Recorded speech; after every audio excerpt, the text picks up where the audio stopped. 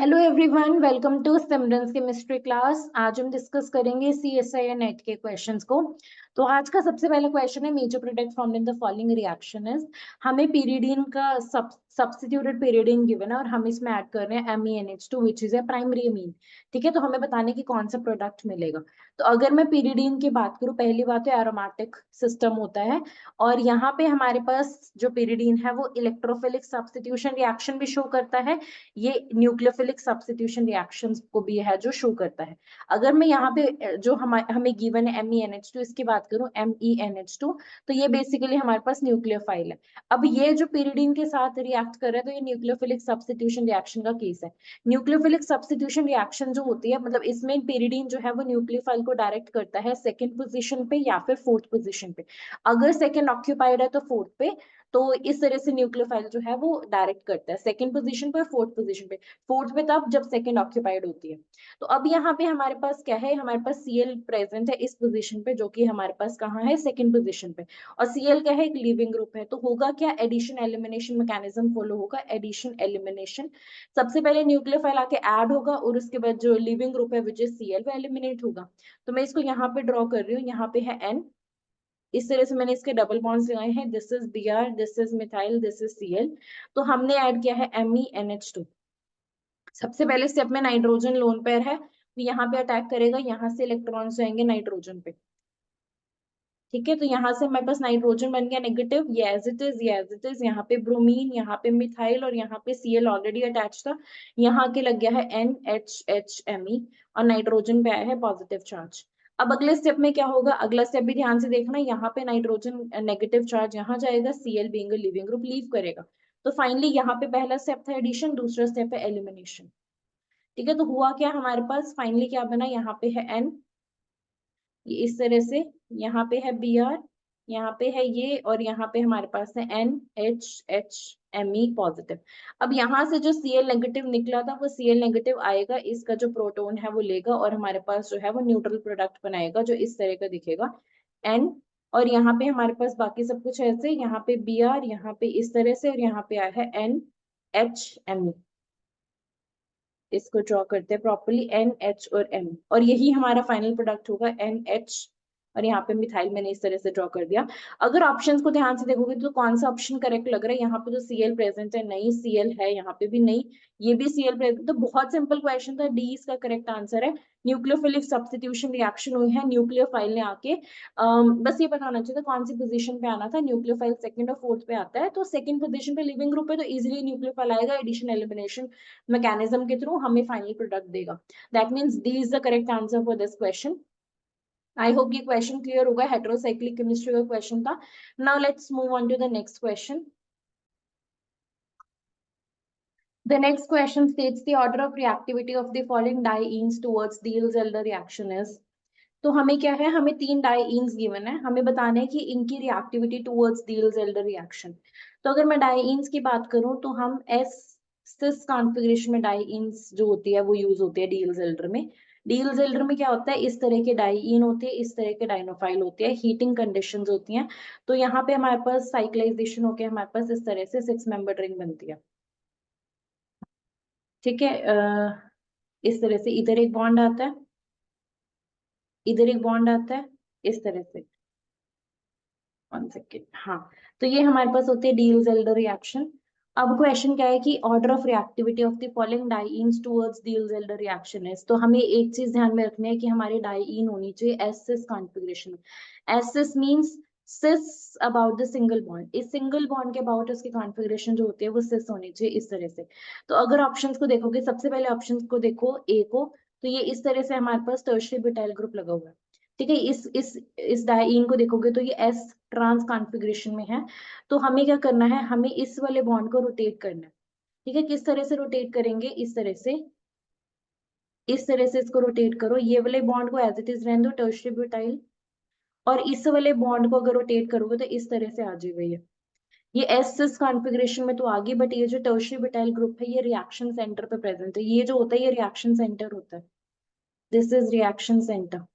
तो ये जो टर्शियरी ब्यूटाइल ग्रुप है जो कि बहुत ही स्टेरिकली बल्की और स्टेरिकली हिंडर्ड ग्रुप है, ये रिएक्शन सेंटर पे आ गया, जिसकी वजह से इसकी रिएक्टिविटी कम होगी।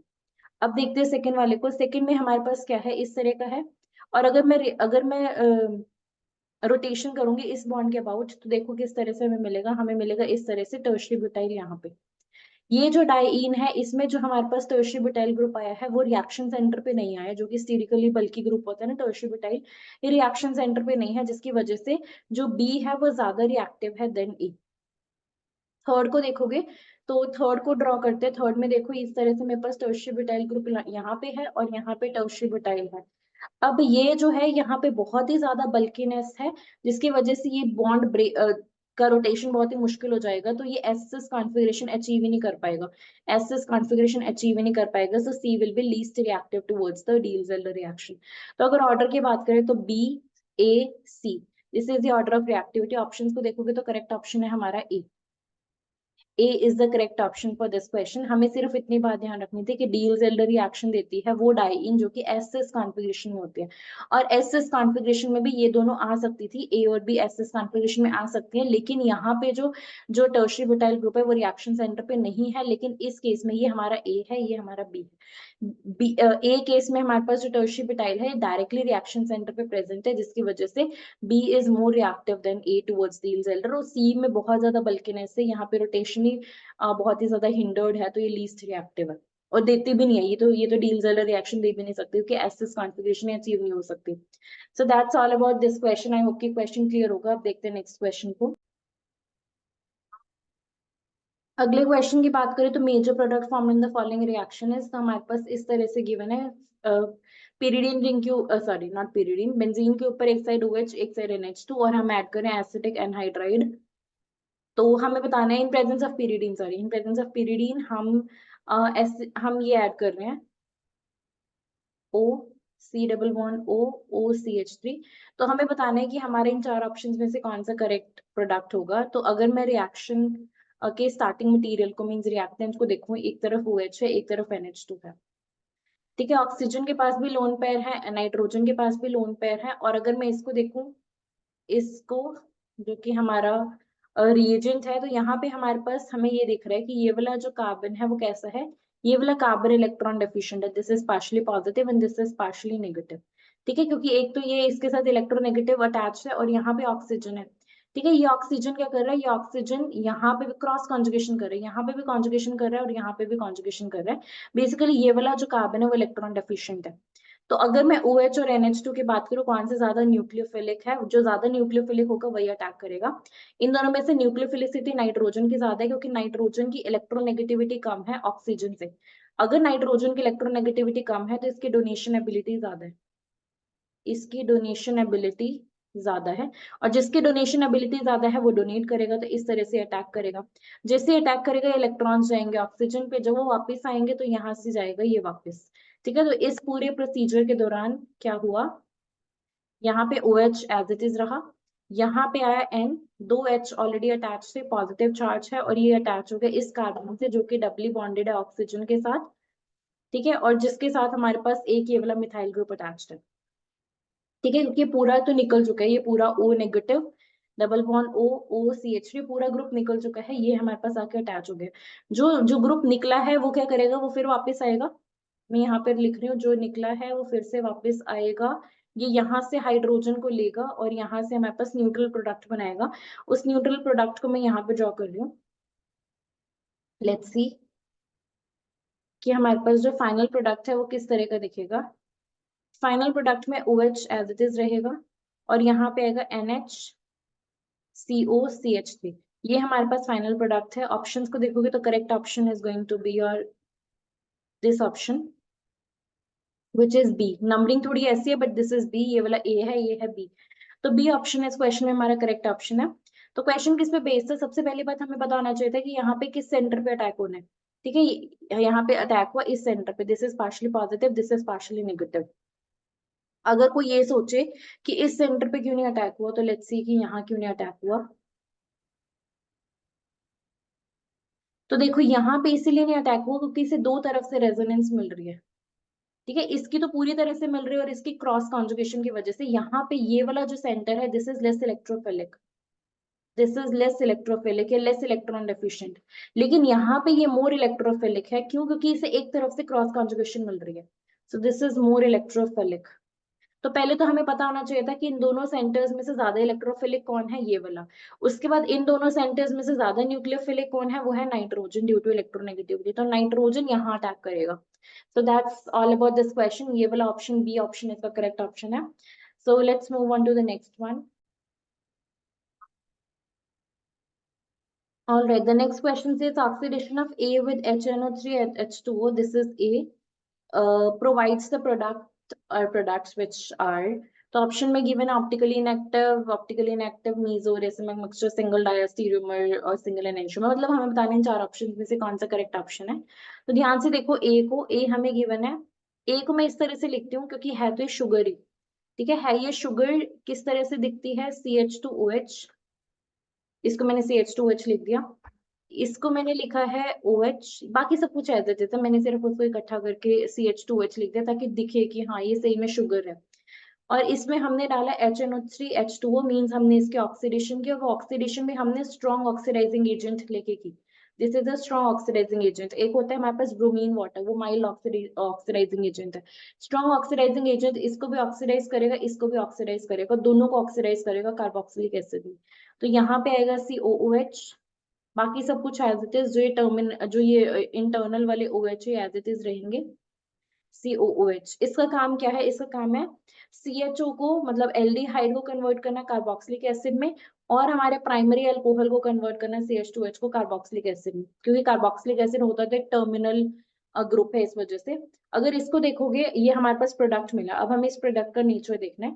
तो इसको ध्यान से देखोगे तो यहाँ पे सेंटर ऑफ सिमेट्री दिख जाएगी। सेंटर ऑफ सिमेट्री मतलब इधर जाओगे तो COH, इधर जाओगे COOH, ठीक है। पीछे की तरफ जाओगे तो OH, आगे की तरफ आओगे तो OH। तो इसकी वजह से यहाँ पे सेंटर ऑफ सिमेट्री है, जिसकी वजह से ये मीजो कंपाउंड है, और मीजो है तो ऑप्टिकली इनएक्टिव है।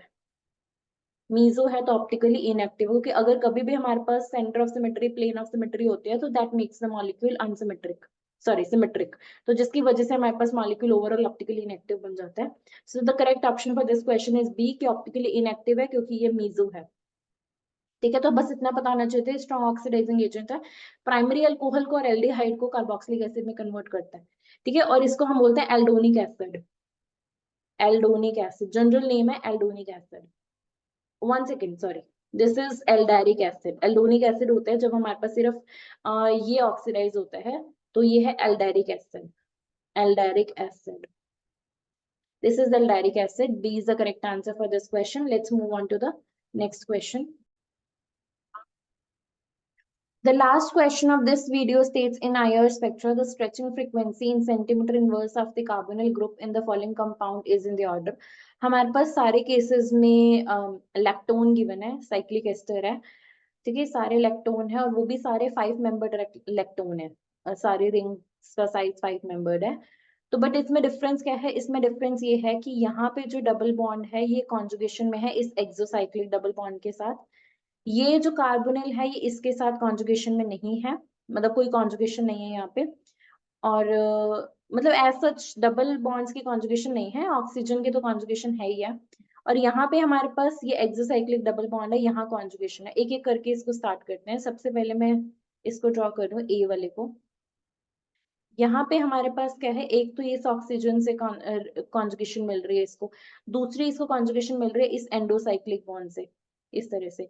तो जिसकी वजह से इन दोनों फैक्टर्स की वजह से ये वाला बॉन्ड जो है वो वीक हो रहा है, ठीक है। ये जो कार्बोनिल बॉन्ड है, C double bond O bond है, इसकी स्ट्रेंथ कम हो रही है, और जब इसकी स्ट्रेंथ कम होगी तो इसकी स्ट्रेचिंग फ्रीक्वेंसी भी कम होगी। तो इसकी स्ट्रेचिंग फ्रीक्वेंसी होती है 1750 सेंटीमीटर इनवर्स, ठीक है। अगले की बात करते हैं बी की।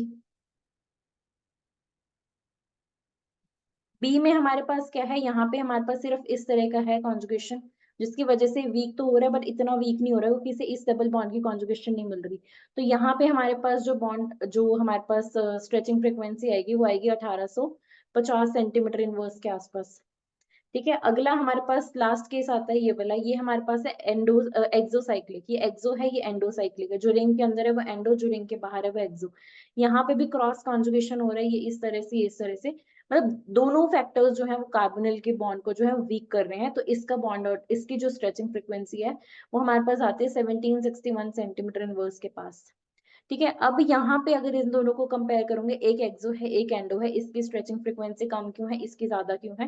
क्योंकि जो एंडोसाइक्लिक होता है वो ज्यादा अच्छे से रेजोनेंस दिखाता है। ठीक है, ये ज्यादा अच्छा रेजोनेंस दिखाने की वजह से इसकी स्ट्रेचिंग फ्रीक्वेंसी कम है, और एक्सोसाइक्लिक जो डबल बॉन्ड्स होते हैं वो इतना अच्छा रेजोनेंस नहीं दिखाते। ऑल्दो दिखाते हैं बट इतना अच्छा नहीं दिखा सकते जितना एंडोसाइक्लिक दिखाते हैं, क्योंकि वो सब कुछ एक प्लेन में चला जाता है। तो बट एनीवेज हमारे पास जो ऑर्डर है वो है, जो हमारा बी है उसकी स्ट्रेचिंग फ्रीक्वेंसी सबसे ज्यादा है, then comes your C and then A. तो ऑप्शंस को देखोगे तो सी ऑप्शन करेक्ट आएगा। सो क्वेश्चन बेस्ड था आईआर पे। स्ट्रेचिंग फ्रीक्वेंसी पता होनी चाहिए थी, बहुत ही माइल्ड सा डिफरेंस था, बस इतना पता होना चाहिए था कि सारे इलेक्ट्रॉन्स है, सारे 5 मेंबर्ड है, तो सिर्फ कॉन्जुगेशन देखनी थी। जो भी फैक्टर कार्बोनिल को वीक करेगा, जो भी फैक्टर इसकी बॉन्ड ऑर्डर को कम करेगा, या इसके डबल बॉन्ड को कम करेगा, इसके स्ट्रेंथ को कम करेगा, वो आईआर स्ट्रेचिंग फ्रीक्वेंसी को कम करेगा। सो दैट्स वाई सबसे ज्यादा स्ट्रेचिंग फ्रीक्वेंसी आनी थी बी की, चाहे चाहे वैल्यू ना भी पता होती, बट इतना क्लियर था कि बी जो है वो सबसे पहले आएगा, तो इन ऑप्शंस को तो एलिमिनेट कर सकते थे। ए और सी की बात करें तो ये वाला बॉन्ड होता है जो कि रिंग के अंदर होते ही बहुत ही अच्छा रेजोनेंस दिखाता है, और अच्छा रेजोनेंस दिखाने की वजह से ही जो हमारे पास ए है उसकी स्ट्रेचिंग फ्रीक्वेंसी कम है। ठीक है, अच्छा रेजोनेंस दिखाने की वजह, ये अच्छा रेजोनेंस दिखाता है ना, जिसकी वजह से इसकी स्ट्रेचिंग फ्रीक्वेंसी कम है। So that's it for this question. I hope कि ये क्वेश्चन क्लियर होगा, and that's it for this video. Thank you so much.